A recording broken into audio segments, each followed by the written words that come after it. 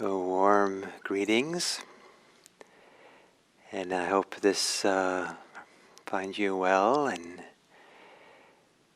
that you are comfortable and safe and somewhat contented to be here now for our meditation time together. It's considered to be one of the really great things in life to meditate and meditate in community, knowing that there are people throughout the world with YouTube, but also in other ways who are involved in meditation and the Dharma, and people have been involved in it for centuries, and we continue in a lineage of practitioners, and in a sense we are the recipients standing on the shoulders of all the people who have practiced before us, and that our shoulders hopefully are broad enough and stable enough so that the meditators who follow us will feel inspired and feel like they are part of a wonderful lineage that traveled through us.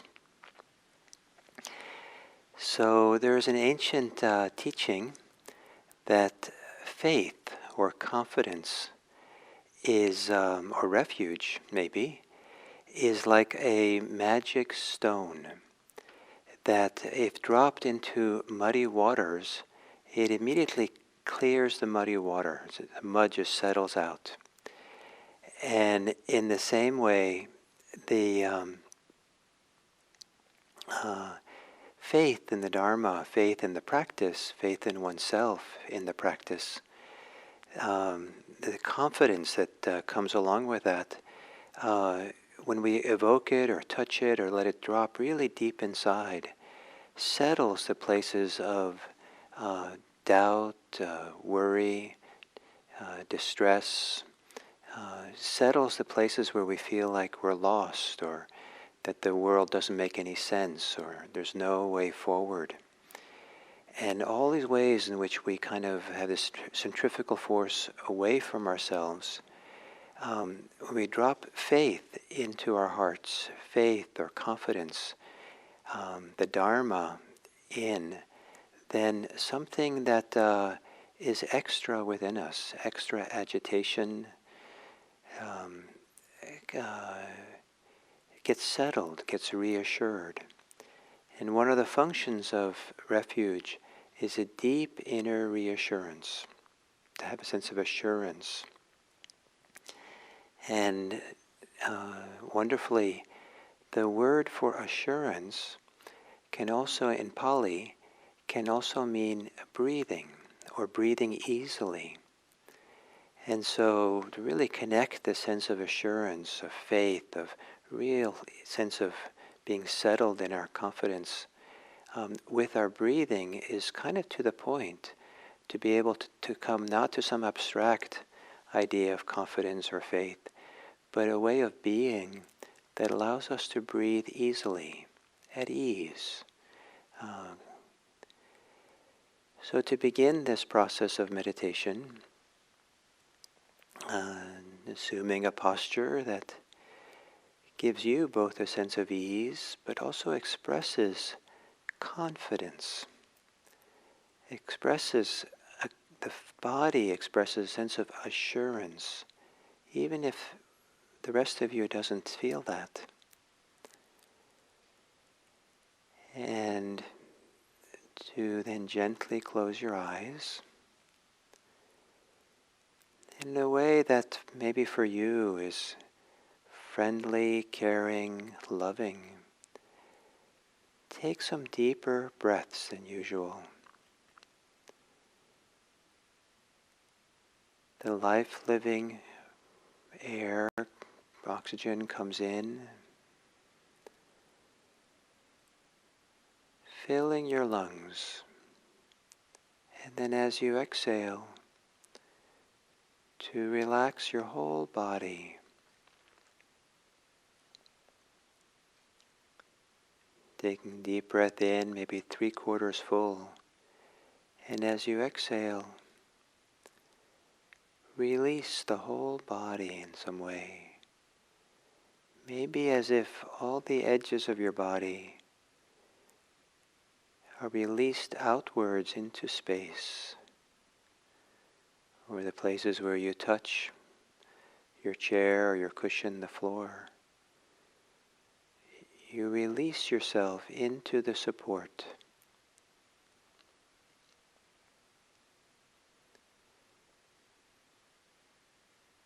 And then to let your breathing return to normal. And again, as if you really can, if you have doubts, lovingly, with goodwill for yourself, on your exhale, continue to relax your body, softening the muscles of your face, releasing your face from all the work it has to do throughout the day of expressing itself, responding to the world.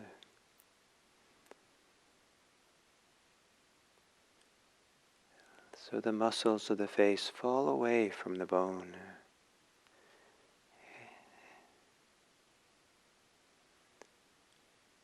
On the exhale, softening around the shoulders. For some of us, those shoulders work a lot, and being tense and being held up.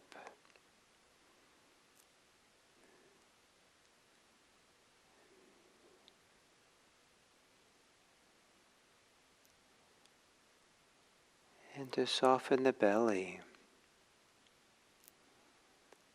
Perhaps one of the ways of being deeply at ease in this world is to have the belly be soft. That in these few minutes of meditation, there's nothing we need to do to defend ourselves or protect ourselves or push ourselves, prove ourselves in ways that tighten up the muscles of the belly. We can allow ourselves the opportunity to be at ease.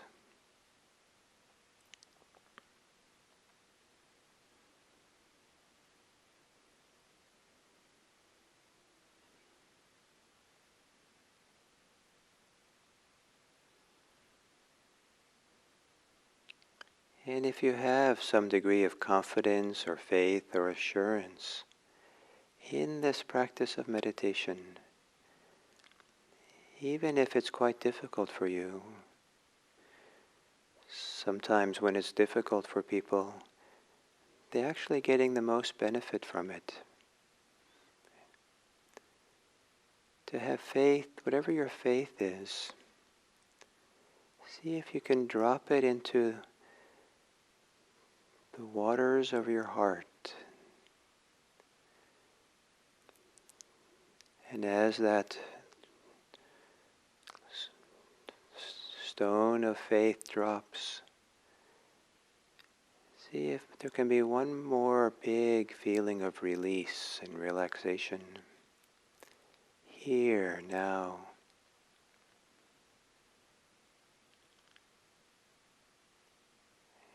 And then as waves on the surface of that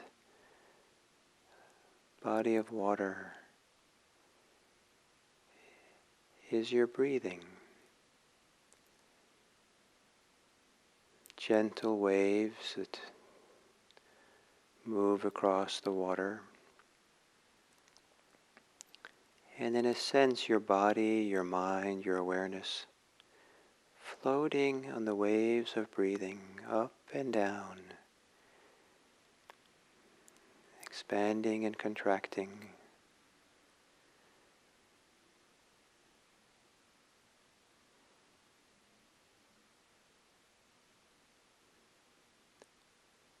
Trusting the simplicity of floating on your breathing.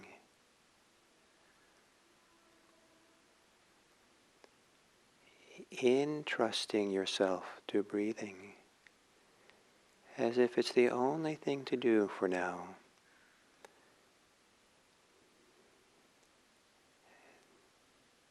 As if it's the most valuable and protective and deepening way of being.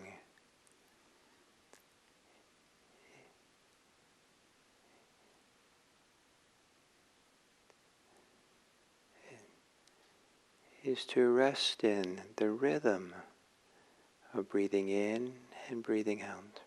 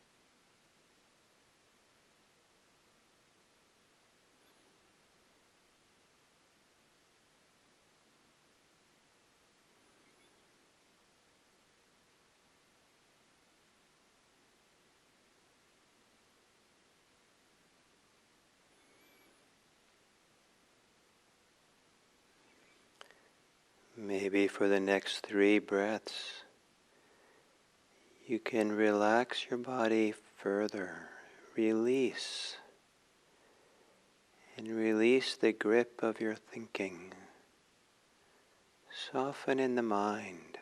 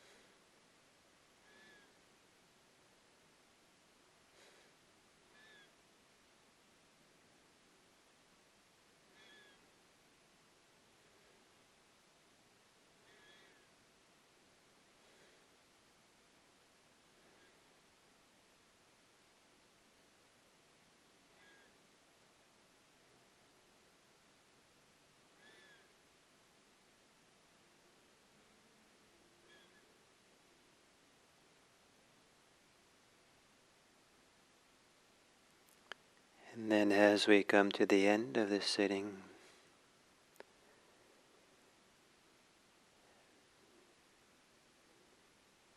recalling the best that you can a state of being deeply reassured, maybe deeply trusting, with a feeling of being at ease, safe, maybe contented,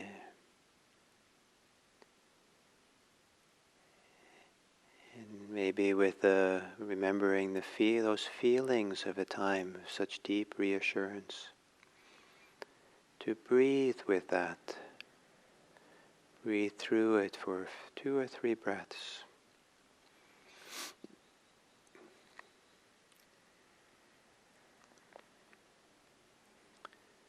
And then perhaps imagine that the people around you have the ability to also feel deeply reassured in this life. Deep, trusting sense of peace and contentment. To be able to breathe with ease. Have breathing room and space and ease.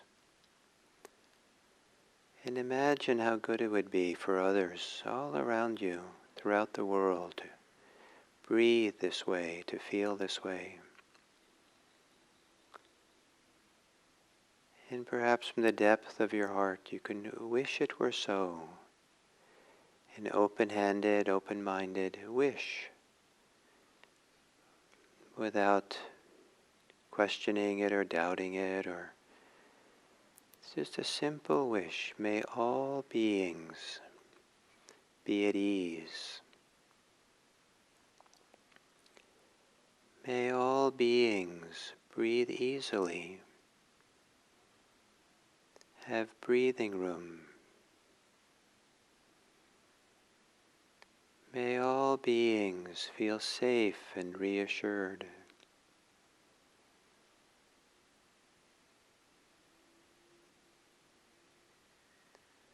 May all beings be peaceful and contented.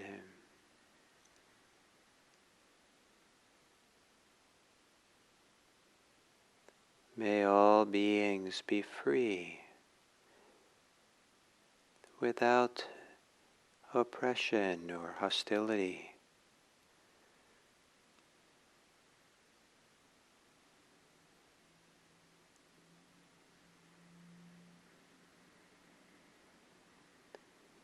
May all beings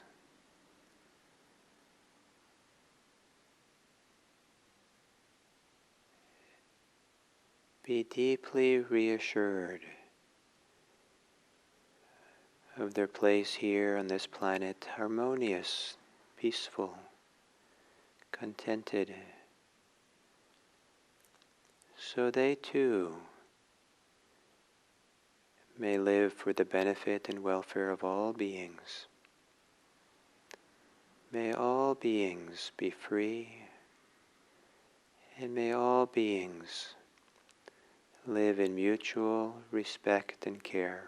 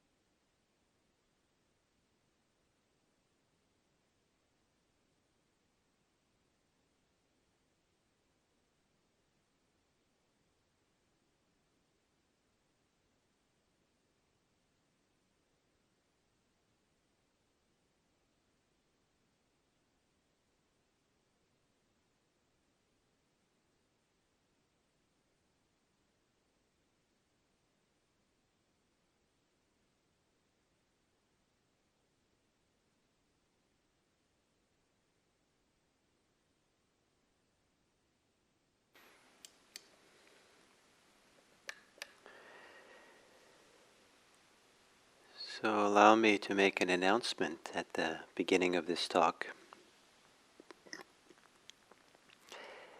that as we continue these 7 a.m. sittings weekdays, that there will be a change for the next 3 weeks starting on Monday. I'll be here next week, and then the following 2 weeks we have two wonderful Zen teachers, friends of mine, who are going to teach. First, Paul Howler will teach on the following week, so the week of the 26th, I think. And then the following week, the abbess of Green Gulch Zen Center, Fu Schrader, will do this five talks in the morning. And the reason for this, what's happening, is that I was invited or asked to teach as a support for Zen Center. I teach what's called a Zen intensive for 3 weeks. And the three of us who are wonderful friends and have wonderful Dharma discussions among ourselves, and wanted to share some of these Dharma discussions with other people. And so we're doing what's called a Zen intensive with a schedule of sittings and teachings at San Francisco Zen Center. And since I'm doing these 7 a.m. teachings anyway, I thought I would fold it in as part of the intensive. And the intensive is about the harmony of Zen and Vipassana. That's the theme. And then once I thought of folding it in, then I said, well, I should also ask my colleagues to participate in this as well. So I'm not sure what I'll be teaching next week, but it'll be probably something basic about Vipassana practice, but perhaps presented in a way that is in harmony with Zen. And then the following 2 weeks, you'll certainly get some Zen teachings, Zen approach to meditation, and other things, Zen wisdom and things from my two friends. So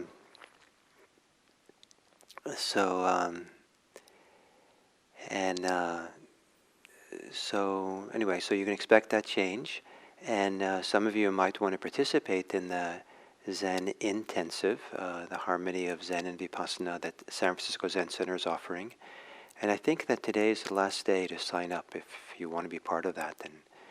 And you can see there's a schedule there of what's being offered and things like that. It's all on Zoom.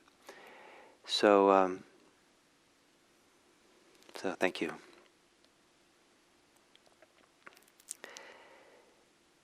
So this topic this week is refuge. And yesterday I talked about refuge in the Buddha, Dharma, Sangha. It's called the triple refuge.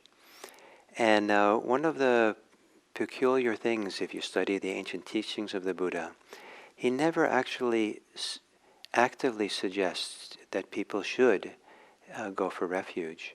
A few times he speaks favorably about people doing so and talks about the value of doing so, but there's never the instructions to go for refuge. But he gives go for the triple refuge.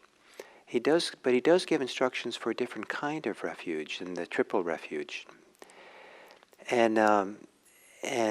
But to the background for this, the triple refuge, the idea of a triple refuge as a term, predated the Buddha.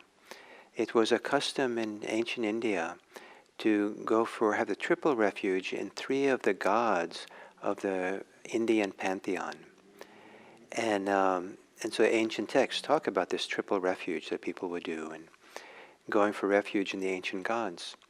So it was already a custom in ancient India to people do something called the triple refuge. And when the Buddha came along, that language, that ritual, or that way of expressing faith was then directed towards the Buddha, Dharma, and the Sangha, and that became the new triple refuge. And most literally, it's an external refuge, the literal Buddha, his teachings perhaps, and then the community.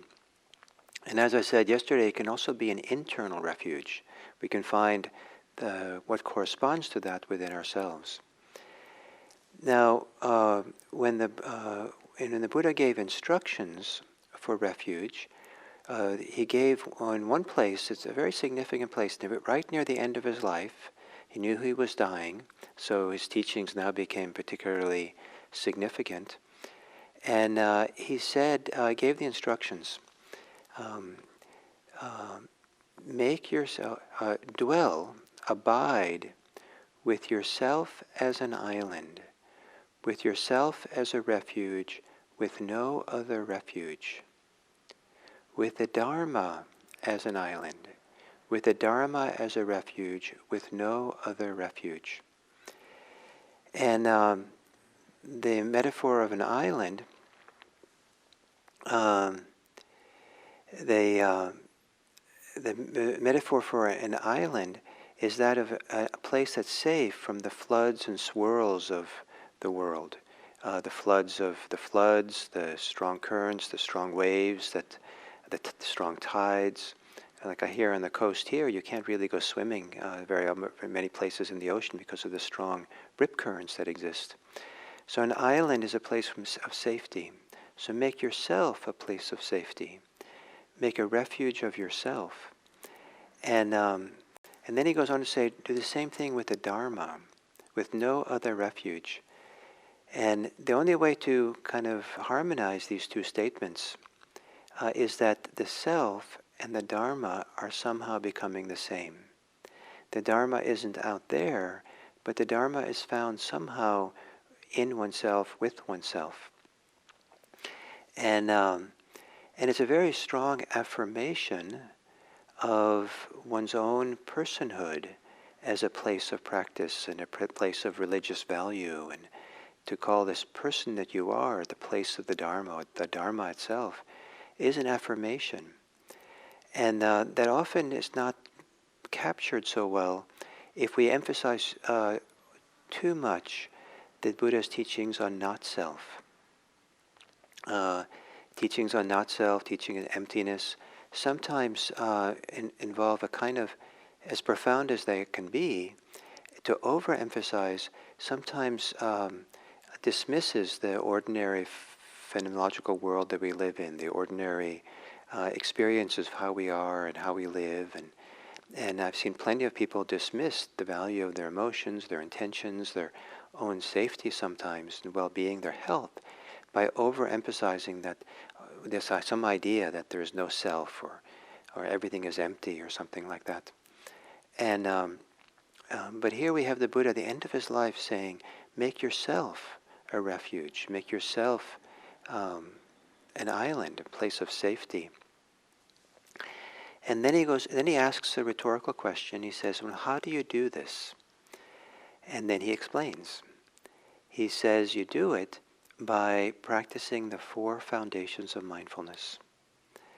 That one dwells, observing the body in the body, ardent, aware, and clearly comprehending, having put aside greed and distress for the world.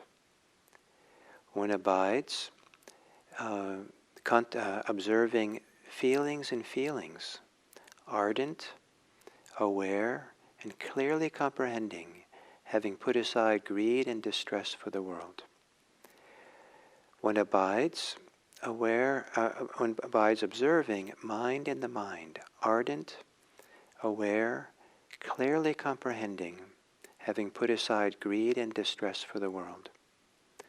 One abides, observing dharmas and dharmas, ardent, aware, clearly comprehending, having put aside greed and distress for the world.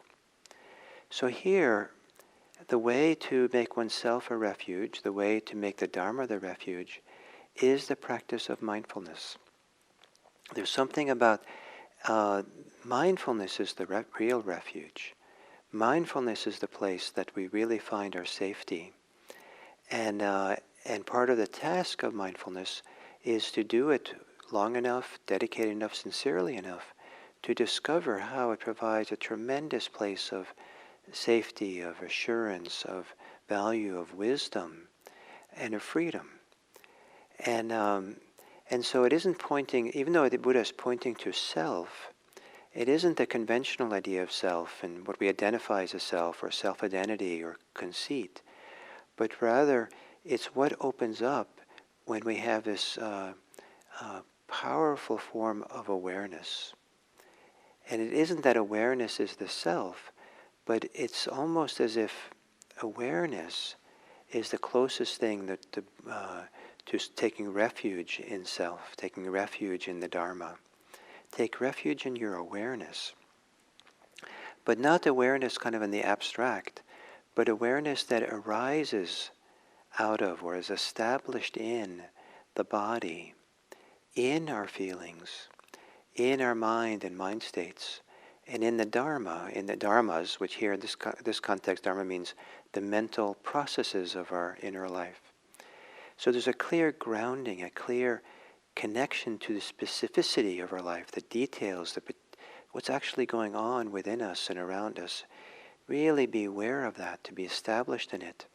So we're not distracted or reactive or caught up in things, but clearly aware to the point that we dwell independent, not clinging to anything in the world, where the ability to be mindful is not caught or dependent on anything at all, but it's clearly established in this world of ours, this experience of ours here, and this personhood that we are, and not clinging to anything in the world.